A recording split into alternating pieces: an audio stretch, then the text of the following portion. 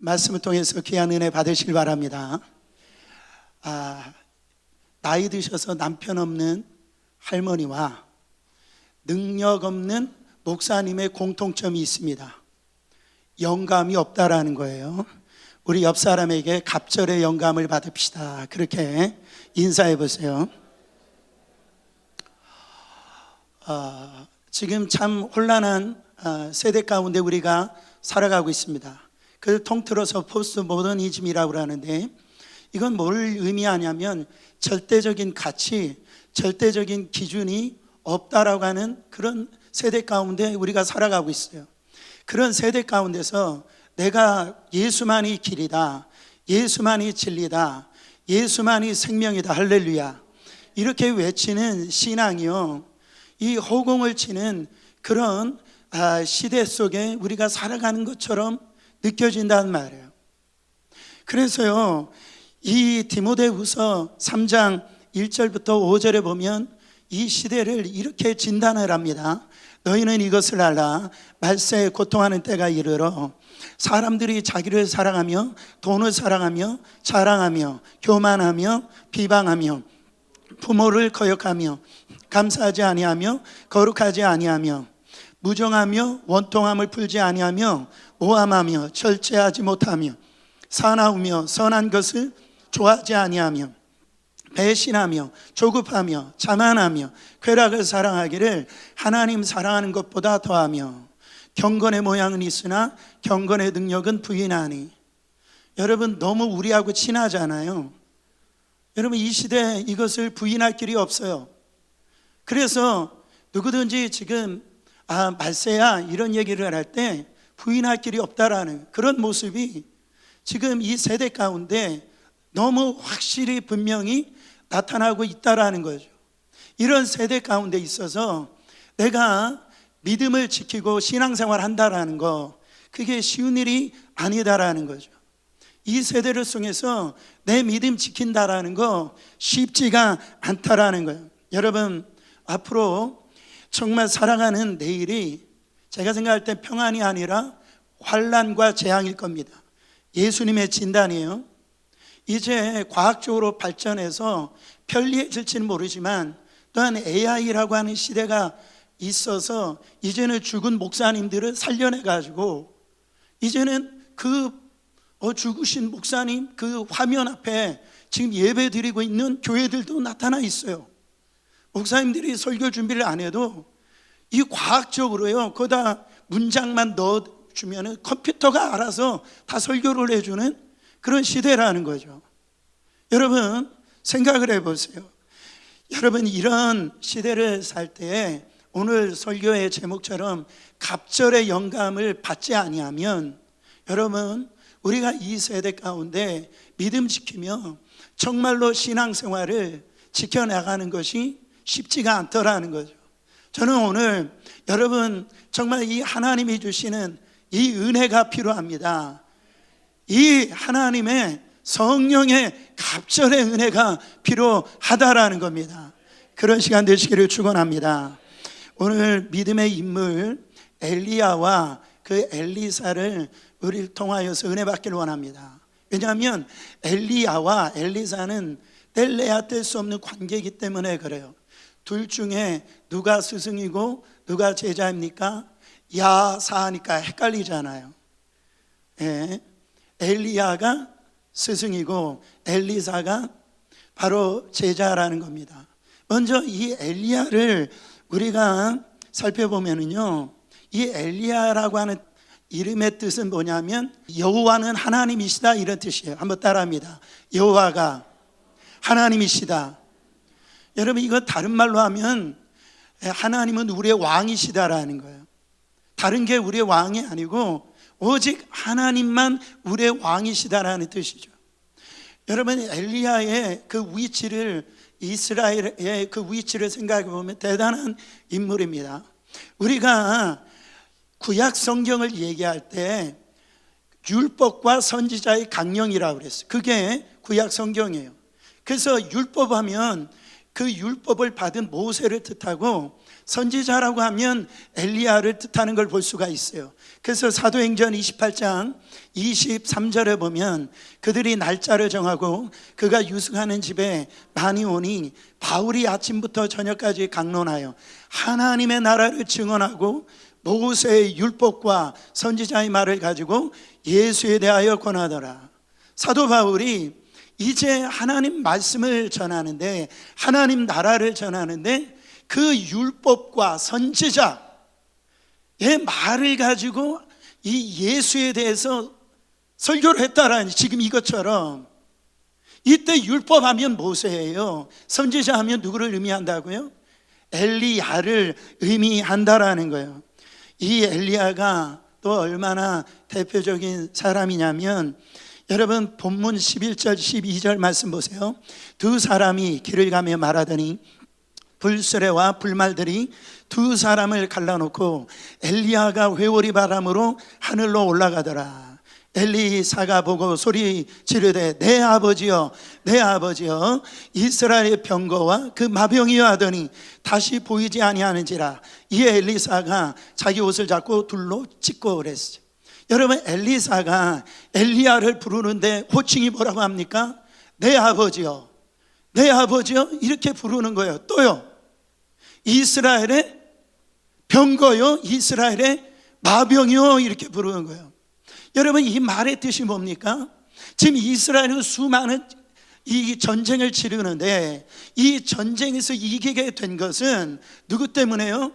이 엘리야가 이스라엘의 마병이 되어지고 이스라엘의 병거가 되어져서 이스라엘이 전쟁에서 승리했다. 지금 이 고백을 하는 거예요. 누구 때문에? 엘리야 한 사람 때문에. 저는 이 부분에 있어서 정말 저에게 간절한 기도가 나타나더라고요. 하나님, 우리 교회가 이 뉴욕 땅에 세상의 물결, 타락의 물결이 들어온다 할지라도 하나님, 우리 뉴욕 어린양 교회가 바로 세상의 병거가 되게 하여 주시옵소서. 세상의 마병이 되게 하여 주시옵소서. 세상 가운데 지금 어둠이 있고 타락한 가운데 있는데 우리 자녀들이 하나님의 나라를 전파하는 세상 가운데 병거가 되게 하시고 마병이 되게 하여 주시옵소서. 우리 성도님들이 정말 이 어려운 이 혼탁한 세대 가운데 살아갈 때 하나님이여, 우리 성도들이 하나님 나라의 병거가 되게 하시고 하나님 나라의 마병이 되게 하여 주시옵소서. 그런 기도가 제 안에 나오게 되어졌다라는 거. 여러분, 근데 이 기도가 지금 잘 돼요, 안 돼요? 아멘이 안 되잖아요. 왜 그렇습니까? 안 돼. 이게 무슨 병거 마병이 내가 어떻게 될 수 있어? 이런 메뚜기 컴플렉스가 다 있는 거예요. 여러분, 잊지 마시길 바랍니다. 하나님이 우리를 부르셨을 때에 사명만 주신 것이 아니고 무엇도 주셨다? 사명을 감당할 능력도 주셨다, 이런 말.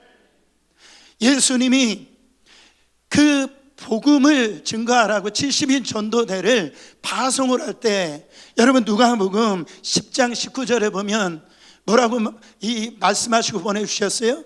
내가 너에게 뱀과 정갈을 밟으며 원수의 모든 능력을 제어할 권능을 주셨으니 너희를 해칠 자가 결코 없으리라. 주님이 이 제자들, 하나님의 나라 복음을 증거하는데 그냥 보내지 않으셨다라는 거예요. 원수 사탄 마귀 뱀과 정갈을 갖다가 밟고요, 원수 사탄 마귀를 어떤 능력이 내가 공격한다 할지라도 내가 너에게 제어할 뭐를 주셨답니까? 권능을 주셔서 너를 해칠 자가 없다라는 거예요. 사랑하는 성도 여러분, 성령의 영감을 여러분 우리는 받아야 됩니다. 갑절로 받기를 축원합니다. 그런가 하면 이 엘리야의 시대가 어떤 시대였습니까? 정말로 엘리야는요, 예수 믿기 편한 시대였죠. 엘리야가 살았던 시대 배경은 북이스라엘의 그때 왕이 누구였어요? 아합이라고 하는 왕이었어요. 이 아합이라는 왕이 아주 어떤 왕이냐면 정말 이스라엘 역사의 가장 악한 왕이었어요. 그 중에 한 일이 뭐가 있습니까? 여리고성을 다시 쌓았어요. 하나님께서 여호수아 군대를 통해서 하나님의 능력의 여리고성을 다 무너뜨렸잖아요. 그때 하나님이 여호수아를 통해서 뭐라고 말씀하셨어요? 그 여리고성을 다시 세우는 자, 수축하는 자, 큰 아들, 작은 아들 다 죽이겠다라고 하셨어요. 근데 누가 이거를 다시 세웠다고요? 아합 왕이 다시 세웠다라는 거예요. 여호수아서 6장 26절입니다. 여호수아가 그때 맹세하여 이르되 누구든지 일어나서 이 여리고성을 건축하는 자는 여호와 앞에서 저주를 받을 것이라. 그 기초를 쌓을 때에 그의 맏아들을 잃을 것이요 그 문을 세울 때에 그의 막내 아들을 잃으리라 하였더라. 이 엄청난 엄중한 말씀을 하셨음에도 불구하고 아합 왕은 여리고성을 다시 쌓았다라는 거죠. 여러분 이걸 보고 여러분 우리는 이 아합 왕의 태도를 볼 수 있어요? 하나님 해볼 테면 해보세요. 진짜 그런 일이 일어나는지 해볼 테면 해보세요. 이런 태도예요. 그러니까 아합 왕의 태도를 보면 정말 하나님을 우습게 생각해요. 하나님의 말씀을 우습게 생각해요. 우리 예배 드리는데도요, 하나님의 말씀을 여러분 아닌 것 같지만은 하나님의 말씀으로 안 들어요. 그런 왕이었어요. 게다가 누구랑 결혼했습니까? 그 두로왕 딸 이세벨과 결혼을 합니다. 여러분 이세벨이 결혼해가지고 어떤 일을 했어요?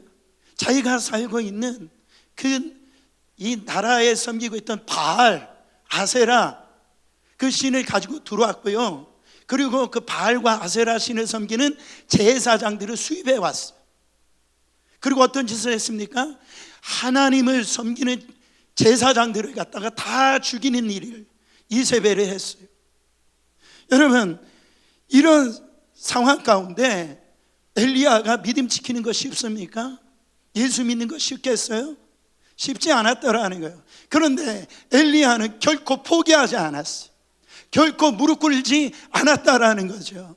여러분 그럴 때에 하나님께서 이 엘리야를 통해서 하나님의 방법, 하나님의 뜻이 임함으로 서서히 나라가 하나님의 질서가 회복되어지고 영적인 그 회복이 이루어지더라는 거죠. 여러분 지금 우리 앞에 이 엘리야의 어떤 그 마음들이 여러분 안에 회복되어지기를 예수 그리스도 이름으로 축원합니다. 근데 이 엘리야가 어떻게 이런 역사를 감당할 수 있었냐면 딱 한 가지밖에 없었어. 엘리야가 어떤 사람이었기 때문에? 기도하는 사람이었기 때문에 그래요. 엘리야가 여러분 기도하는 사람이었기 때문이에요. 여러분 하나님은 어떤 사람을 사용하시느냐? 돈 있는 사람, 여러분 쓰일 수도 있고 쓰임받지도 못할 수도 있어. 뭐 능력 있고 뭐 공부 많이 한 사람, 쓰임받을 수도 있고 쓰임받지 못할 수도 있는데 중요한 것은 하나님 나라에 쓰임받는 사람들의 공통점은 다 기도하는 사람을 사용하시더라. 여러분 엘리야를 소개하는데 오늘 1절 말씀에 뭐라고 시작하냐면 길리앗에 우거하는 자 중에 디셉 사람 엘리야가 그랬어. 여러분 소개하는데 그냥 디셉 사람 엘리야가 이렇게 소개해요. 디셉이라는 곳이 어느 동네에 있습니까? 성경에서도 몰라요. 저도 성경 말씀 때문에 찾아봤지만 성경 말씀 지도에 안 나와요. 이 말이 뭡니까? 지금 너 어디에서 왔어? 이름 모을 동네에서 온 거예요. 소개할 것이 없어요. 그냥 디셉 사람밖에 없어요. 다른 사람과 비교 우위를 쳐보면은 다른 사람보다 나은 것이 하나도 없어요.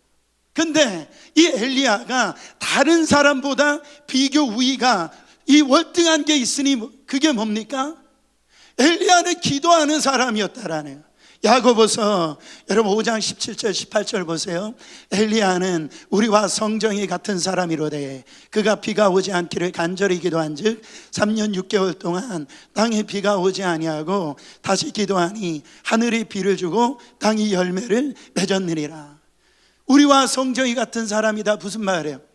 우리와 똑같다라는 거예요. 우리가 배고프면 엘리야도 배고픈 사람이고, 엘리야도요 졸리면 잠을 자는 사람이고, 같이 눈물을 흘리는 똑같은 사람이라는 거예요. 근데 이 엘리야에게 살아있는 건 뭐예요? 기도가 살아있다라는 거예요. 3년 6개월 동안 이 엘리야가요 이 비가 내리지 않았는데 엘리야가 기도하니까 하늘 문이 열리고요 비가 내려지더라는 거예요. 하늘에서 불을 내리는 그 기도의 사람이었다라는 거예요. 여러분, 이런 기도의 능력 가지시는 우리 어린이학교의 성도님 되시기를 축원합니다. 여러분, 이사야서 62장 6절부터 7절에 보면 하나님이 기도의 사람을 찾고 있는 걸 볼 수가 있어요. 예루살렘이여, 내가 너의 성벽 위에 파수꾼을 세우고 그들로 하여금 주야로 계속 잠잠하지 않게 하였느니라. 너희 여호와로 기억하시게 하는 자들아, 너희는 쉬지 말며 또 여호와께서 예루살렘을 세워 세상에서 찬송을 받게 하시기까지 그로 쉬지 못하도록 하라. 여기에서 성벽 위에 파수꾼이 나옵니다. 성벽 위에 파수꾼이 누구입니까? 적들이 쳐들어올 때 이 성벽의 파수꾼은요 자면 안 돼요. 졸면 안 돼요. 적이 쳐들어올 때 적이 쳐들어온다라고 제일 먼저 외치는 자가 성벽의 파수꾼이라는 거죠. 여러분, 성벽의 파수꾼을 요즘 시대에 누구를 얘기합니까? 기도하는 사람이라는 거예요. 여러분, 성벽의 파수꾼들이 왜 기도해야 됩니까? 성벽의 파수꾼들이 기도할 때 누가 움직이신다라는 거예요. 하나님이 일하신다라는 거예요. 여러분, 우리가 기도하면 누가 바빠지기 시작해요? 하나님이 막 바빠지기 시작해요. 근데 우리는 기도하지 않으니까 우리가 바빠요. 우리가 막 분주하게 바빠요. 해결도 못하면서. 근데 우리 성벽의 파수꾼들이 기도하면 누가 일하기 시작해요? 하나님이 일하기 시작하는 줄 믿으시길 바랍니다. 하나님이 역사가 일어나는 것을 믿으시기를 축원합니다. 여러분, 혹시 지금 영적인 상황이 절망일지라도, 여러분 안에 환경적으로 상황적으로 지금 어려울지라도요, 여러분 다른 건 다 놓을지라도 뭐만 놓지 말아라. 기도의 끝만은 놓지 말아라. 옆 사람에게 집사님, 성도님, 기도의 끝만 놓치지 마세요. 그렇게 인사하세요.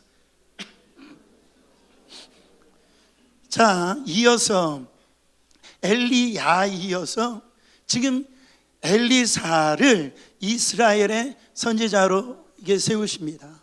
여러분, 엘리사의 이름이 뜻이 뭡니까? 아까 엘리야가 뜻이 뭐라고 그랬어요? 여호와만 하나님이시다, 여호와가 왕이시다 그랬어요. 엘리사는 하나님만이 구원이시다, 이런 뜻입니다. 하나님만이 구원이세요. 하나님은 오늘 본문 이전에 이미 그 엘리야를 통해서 바로 엘리사가 너 다음에 후계자라고 하는 것을 엘리야도 알았고 엘리사도 알았어요. 열왕기상 19장 16절에 보면은 너는 또 딤시 아들 에후에게 기름을 부어 이스라엘 왕이 되게 하고 또 아메 부홀라 사바세 아들 엘리사에게 기름을 부어 너를 대신하여 선지자가 되게 하라. 여러분, 그 1절에 보면은 거기 올리고자라고 하는 단어가 나오고, 여러분 3절을 보면 데려가신다 이런 말이 나오고, 11절에 보면 하늘로 올라간다 이런 말이 나와요. 우리나라 성경에는 다른 단어로 이거를 번역을 했지만 번역이 아쉬워요.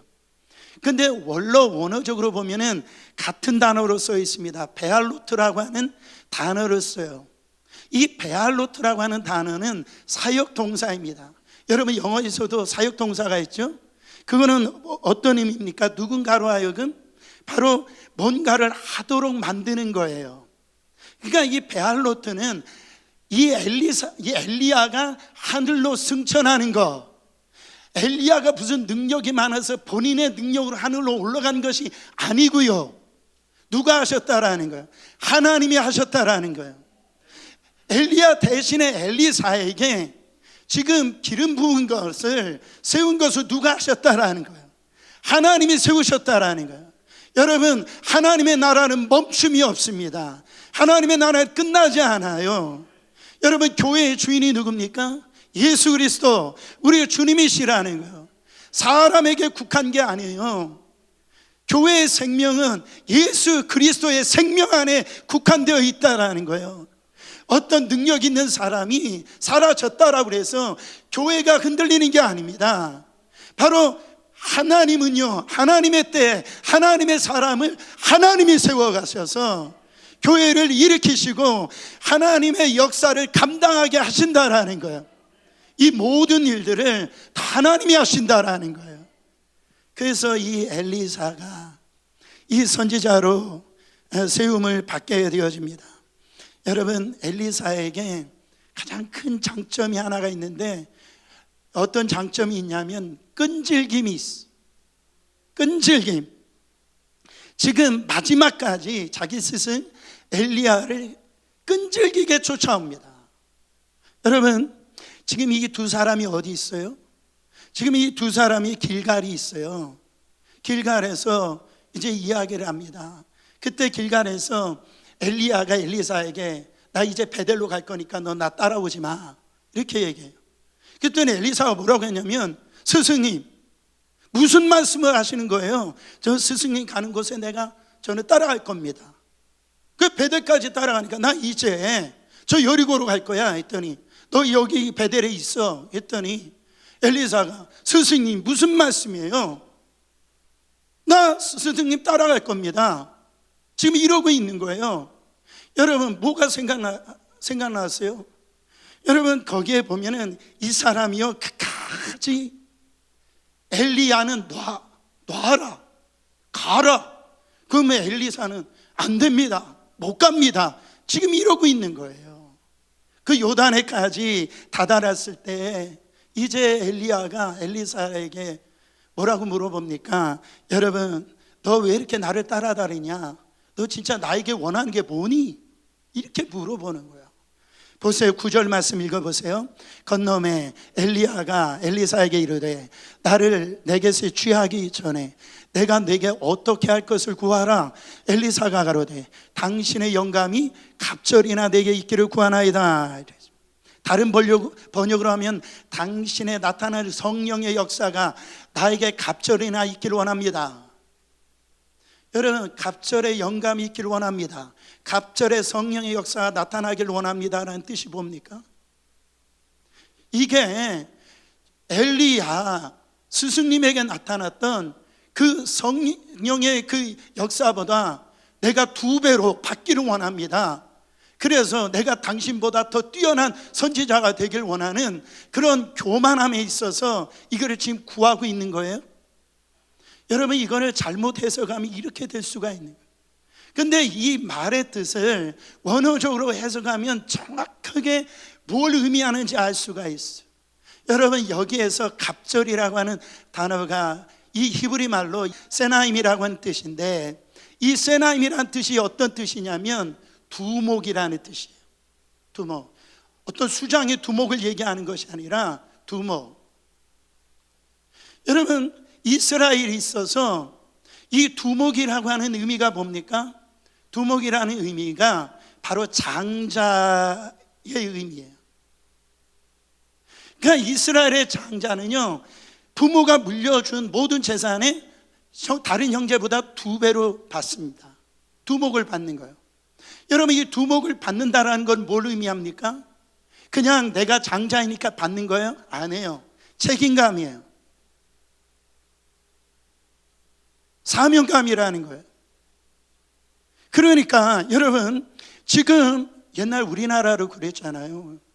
그 저희 나라도 이렇게 보면은 집안이 어렵고 힘들어질 때 이 장녀가, 여기 장남 계시는지 모르겠는데 자기 동생들 서울로 학교 보내려고, 특별히 장녀도 그렇죠, 본인들의 삶을 헌신해 가지고선 열심히 일해 가지고 이렇게 부모 대신에 가정을 일으키는 분들이 있잖아요. 그게 두목이에요. 책임감이에요. 사명감이에요. 지금 그거를 의미한다라는. 그러니까 지금 이 갑절의 영감을 주소서 하는 것은 엘리야 이후에 하나님 나라의 그 뜻을 이루는데요, 지금 이 세상적으로 흘러가는 이 모습을 볼 때 자기가 볼 때는 너무나 부족한 거예요. 너무나 연약한 거예요. 그렇기 때문에 하나님, 그 엘리야가 받았던 것보다 내가 이 갑절의 그 은혜, 성령의 역사를 받지 아니하면 나 사명 감당할 수가 없습니다. 갑절의 영감을 주셔야 됩니다. 갑절의 은혜를 주셔야 됩니다. 여러분, 지금 이 얘기를 하는 거예요. 왜 그렇습니까? 내가 연약하니까, 내가 부족하니까, 내 힘으로 안 되니까. 우리가요, 신앙도 똑같아요. 똑같이 교회 생활을 이렇게 하는데요, 다 같이 앉더라는 거죠. 어떤 사람들은요, 진짜 이런 장자의식을 가지고 이 교회 생활하는 분들이, 신앙생활하는 분들이 있어요. 예배도 마찬가지입니다. 여러분, 우리가 코로나 지나면서 예배가 다 무너졌잖아요. 그런데 내가 이 예배 자리 나 떠나지 않을 거야, 나 이 예배 자리 지킬 거야, 장자의식이요. 기도도 마찬가지예요. 우리 기도하는 거 보면 우리 집 담장을 뛰어넘질 못해요. 근데 정말 이 시대를 향한 아픔을 가지고, 주님의 아픔을 가지고 열방에 일어나는 그 고통을 주님의 마음으로 품고, 이런 장자의식을 가지고 교회의 아픔을 내 아픔으로 삼고요, 이 시대적인 아픔을 주님이 주신 사명의식을 가진 이 장자의식을 갖고 기도하는 분들이 있어요. 헌신도 마찬가지입니다. 그 일 다른 사람 다 회피하는데 안 하고 싶은데 그 자리 내가 있어야 돼, 이런 장자의식이요. 사랑하는 성도 여러분, 그 일을 감당하기 위해서 여러분, 우리 연약하지 않습니까? 부족하지 않습니까? 하나님 앞에 이 갑절의 성령의 역사를 받아야 돼요. 갑절의 영감을 받아야 됩니다. 그래야 아버지 이 장자의 역할을 감당할 수가 있다라는 거예요. 여러분, 성도들 가운데 집사님, 성도님 기도 제목이 뭐예요? 물어보면요, 벌써 얼굴빛이요, 아주 당황하는 눈빛이 보여요. 그냥 목사님 알아서 기도해 주세요 이래요. 이 말이 뭐예요? 기도 안 하고 있다라는 거예요. 기도 제목이 선명하지 않다라는 거예요. 여러분, 우리 기도 제목 선명해야 됩니다. 솔로몬, 야, 내가 너에게 뭐 해주길 원하니? 기도 제목이 선명해야 돼요. 오늘 정말 이 앞에 이 엘리사가 정말 있었을 때 따라간 이유가 뭡니까? 끈질기게 따라간 이유가 뭐예요? 바로 하나님 앞에 받으려고 하는 그 영적인 욕심이 있었단 말이죠. 기도 제목이 확실했다라는 거예요. 사랑하는 성도 여러분, 그때 우리에게 이 하나님이 주시는 그 영감이 갑절로 있는 것, 이것이 필요하다라는. 여러분, 탤런트 김수미 씨 아시잖아요. 이분이 회개하고 지금 많은 간증들을 하는데, 이분이 7살 때 아버지하고 이제 송아지를 한 마리를 데리고선 이제 풀을 뜯기 위해서 이제 그 어떤 언덕 위로 올라갔는데, 이 아버지가 무슨 일이 있었는지 모르지만 그 김수미 씨한테 그 얘기를 하는 거예요. 내가 잠깐 어떤 일이 있어 나가야 되는데 이 송아지를 잘 붙들고 있으라고 그렇게 얘기를 한 거예요.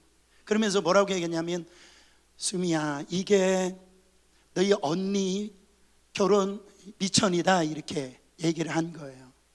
아버지가 가고 난 다음에 갑자기 하늘이 바뀌어지는, 천둥이 치고요, 비가 이렇게 내려지는데 그 천둥과 번개 소리에 이 김수미 씨가 그 7살짜리가 이 송아지가 막 갑자기 날뛰기 시작하니까 이 팔에다가 그 송아지 그 끈을 갖다 연결시킨 거예요. 안 놓치려고. 근데 송아지가 너무 힘이 세니까 달리니까 어떻게 해야 되겠어요?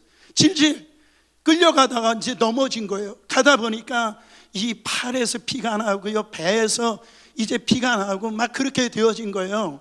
이게 자갈밭으로 이게 끌려가게 되어지더라는. 근데 어느 순간에 아버지가 이렇게 와가지고, 야, 너 그 끈 놓으라고, 그 붙들고 있는 거 놓으라고 했더니 이분이 간증할 때 뭐라고 했냐면, 아빠, 아버지, 나 이거 놓을 수 없어요. 이거 우리 언니 결혼 미천이에요. 끝까지 놓지 않더라는 거. 안 돼요. 나 이거 못 놓습니다. 여러분, 이런 매달림이요, 우리 신앙생활에 있어야 될 줄 믿습니다. 하나님, 주님을 절대 놓치지 않겠습니다. 주님 정말로 못 놓겠습니다.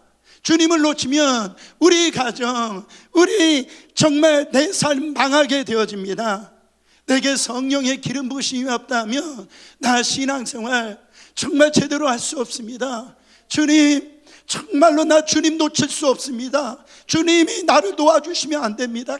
간절히 매달림이 있을 때에 여러분, 우리의 신앙생활 이길 수가 있다라는 거죠. 지금 엘리사가 갑절에 이 능력을 받겠다라고 하는 거, 자기 그 목적을, 자기의 우월함을 나타내기 위한 그런 알량한 기도가 아니었어요. 자기는 알았어요. 하나님의 부르심을 알았어요. 그러나 너무 부족한 거예요. 너무 연약한 거예요. 그래서 갑절에 그 은사가 필요하다라는 것을 그가 경험을 했더라는 거죠. 사랑하는 성도 여러분, 지금도 마찬가지입니다. 지금도 똑같은 교회를 다니는데 왜 하나님의 은혜와 이 능력을 받지 못하느냐? 수많은 사람들이 예수님을 쫓습니다. 거기에 각종 질병이 있었을 거예요. 근데 질병을 고침받지 못합니다. 그러나 혈류의 근원을 가지고 12년 동안 하혈하던 여인은 저 예수님의 옷자락만 만져도 내가 남을 얻으리라, 이런 간절함이 있었을 때 그 속에 나오면 그는 돌 맞아 죽을 여인인데 죽음을 여러분 저 각오하고 나와서 주님의 옷자락을 만졌더니 그 혈루 근원이 마르게 되어지고 회복되어지더라는 거예요.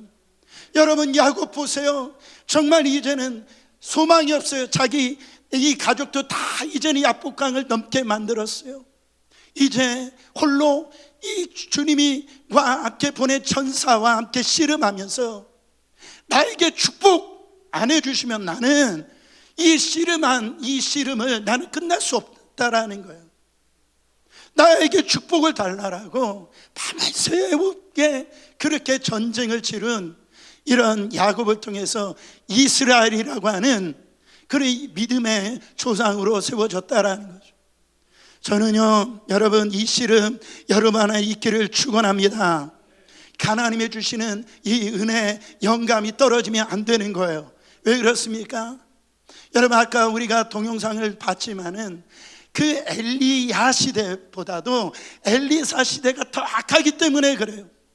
엘리야 때는 어떤 왕이나 지도자의 어떤 타락이 있었다고 한다면 엘리사 때는요, 이게 백성들까지 들어감으로 말미암아 나라 전체가 이제 하나님 앞에 가증하게 되어지고 죄를 범하게 되더라는 거죠. 그런 시대에 살고 있는 이 엘리사가 이제 적당한 은혜, 적당한 성령을 어떤 이 은사를 받고는 안 되겠다고 그는 생각해서 갑절의 영감을 구했다라는 거예요. 여러분, 지금 어떤 일이 벌어지고 있어요? 지금 LA는 물론 교단들이 많이 있지만은 감리교회나 PCUSA나 지금 이 동성 결혼을 갖다가 교단적으로 지금 합법이라고 통과를 시켰어요. 그래서 교회에 나왔을 때에 자기가 동성애지만 동성애끼리 결혼한다라고 했을 때에 목사가 결혼 주례를 안 하면은 여러분 잡혀가는 그런 시대가 교단마다 있어요. 사랑하는 성도 여러분, 저는 동성애 결혼을 인정을 못합니다. 제가 잡혀가도 인정 못해요. 감사하게도 우리 교단은 동성애 결혼을 허락하지 않아요. 얼마나 감사한지 몰라요. 저 잡혀갈 수도 있잖아요. 여러분 모를 겁니다. 지금 세상 미쳐가고 있다니까요. 끔찍한 세상을 살고 있어요. 지금 우리가 아이들 보내는 학교예요. 남자 여자 이 화장실만 있는 게 아니라니까요. 지금 무성애라고 그래가지고 여러분 아멘도 그렇게 안 해요 이제는. 여러분 그래서 지금 목사님들이 이게 95%의 교역자들이 틀린 걸 알면서도 수긍하는 게 뭐냐면 교회 재산이 빼앗기니까, 어떤 세상적인 경제적인 이런 부분들을 다 무너지니까요 그냥 따라가는 거예요. 그래서 아까 보시다시피 주기도문 하는데도 하늘에 계신 아버지라 못 불러요. 지금 그런 시대가 되었다라니까. 한국은 지난 7월 18일에 어떤 법안이 대법원에서 통과되어졌냐면 동성애 상대 커플에게 피보험자, 그러니까 건강보험 피부양권을 인정하는 판결이 나왔어. 그때 우리 교회 부흥 강사로 오셨던 손현보 목사님, 부산 세계력교회 목사님 계시잖아요. 저하고도 가깝게 있는 목사님이신데 이분이 그 자리에 있으셨대요. 그리고 그 동성애, 한국의 이 동성애 이 법안을 통과에 반대하던 사람들이 그 판결 나와서 이제는 한국교회 끝났다, 이제는 끝났다 이렇게 생각을 하더라는 거예요. 그때 이 손 목사님이 하나님 진짜 이 한국교회 끝났습니까? 하나님이 음성을 주시네. 안 끝났다 종아, 그렇게 말씀하시더래요. 그래서 이 목사님이 그러면 우리 자기 본 교회만 이제 이 광화문에 가가지고선 이 어떤 이 부분들을 놓고 거기에서 기도를 해야 되는가, 그냥 띠를 띄워가지고 본인 교회만 해야 되는가 생각하다가 본인과 같은 생각을 갖고 있는 교회들이 있겠지, 사람들이 있겠지, 가서 부탁을 하는데 부산에 계신 분이 서울로 올라가지고 정말 한 분 한 분들 만날 때마다 하나님이 역사를 해주시는데 우리 조국의 역사상 모든 교단이 참석하는 총회에서 통과되어진 놀라운 역사가 일어나 버렸어요. 여러분 이거 그렇게 말씀을 하나님이 하셨다라는 거예요. 하나님이. 그래서 아까 우리가 동영상 봤듯이 10월 27일 날 정말 이 악법, 동성애 악법 저지 뭐 여러 가지 법안들이 있습니다. 그래서 연합예배 찬양 큰 기도회를 하는데 지금 200만을 놓고 그냥 서울을 갔다가 온 기독교인들이 다 나와서 하나님이 살아계시고 하나님 나라의 질서를 선포하는 그 놀라운 날을 지금 계획하고 기도하고 있다는 말이죠. 통화, 합동층, 뭐 집내교회, 순복음교회, 감리교 다 참석한단 말이에요. 여러분 지금 동성애를 찬성한 나라가 사실 전 세계 36개국밖에 안 됩니다. 반대하는 동성애를 반대하며 동성애하며 처벌하는 나라가 68개국이 돼요. 그 다음에 동성애를 아직 통과도 안 시키고 반대하고 있는 나라들이 158개국으로 법률로 제정하고 있어요. 근데 아까 우리가 정말 이 안창호라고 하는 이번에 국가윤리위원장 너무 잘 뽑은 것 같아요. 여러분 지금 그 반대하는 분들이요 목사 아들이고 아까 다 기독교인들이에요. 국회의원 기독교인들이 지금 저러고 있는 거예요. 이게 얼마나 안타까운 일입니까? 여러분 그 유신론적 진화론과 유물론적 구원, 그러니까 종교다원주의, 차별금지법 이런 것들을 유럽이 수용하면서요 종교개혁 그러니까 종교개혁 이후 500년 만에 지금 영국은요 지금 출석률이 교회 출석 1%, 독일은 1.3%, 지금 이런 현실 가운데 있다라는.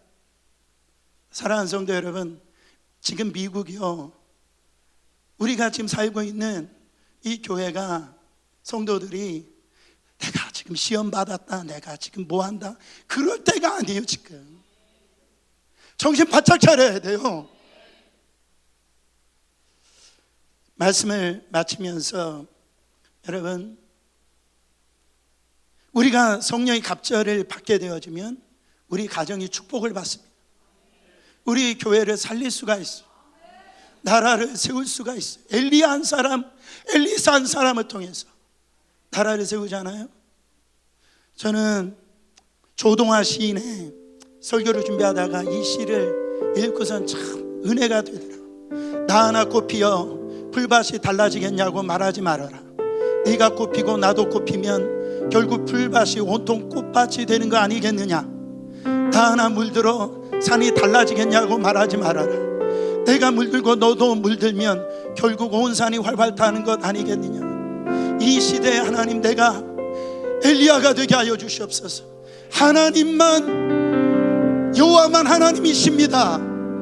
이 시대에 내가 엘리사가 되게 하여 주시옵소서. 하나님만 구원이십니다.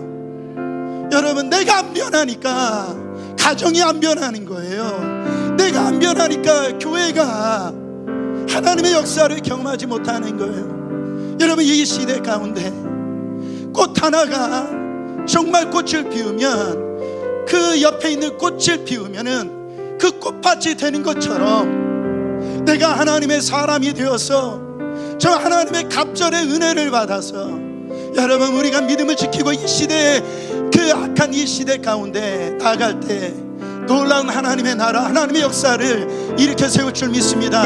성령의 갑절의 은혜를 받으시기를 축원합니다.